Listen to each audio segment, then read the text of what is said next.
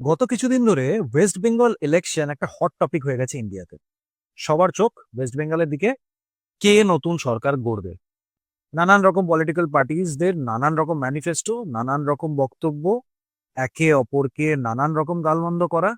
তো আমরা বুঝবো কি করে যে ভোটটা কে কাকে দেবে? সেটা বোঝার আমি একটা ছোট্ট উপায় বার করেছি। উপায়টি হলো to understand their character through their words that they have spoken. দেখুন, এই মিনিস্টারদের আমরা তো কেউ চিনি না, পার্সোনালি তো কেউ চিনি না।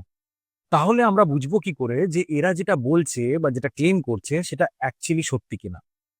সেটা চেনার আমার মনে হয় there is only one way, সেটা হলো এদের স্পিচ থেকে।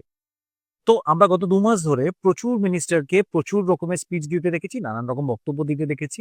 এবার আমাদেরকে ডিসাইড করতে হবে from the words that they have spoken, কার ক্যারেক্টার কিরকম।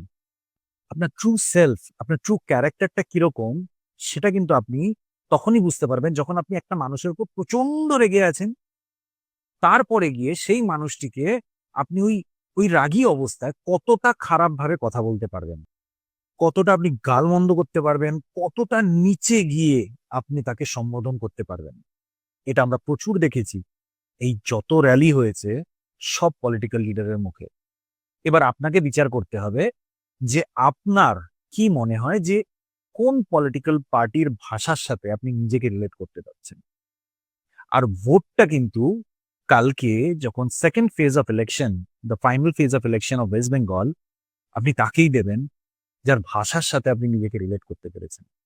মনে রাখবেন, যাকে আপনি ভোট দিচ্ছেন তার সঙ্গে কিন্তু আপনার একটা মিল আছে।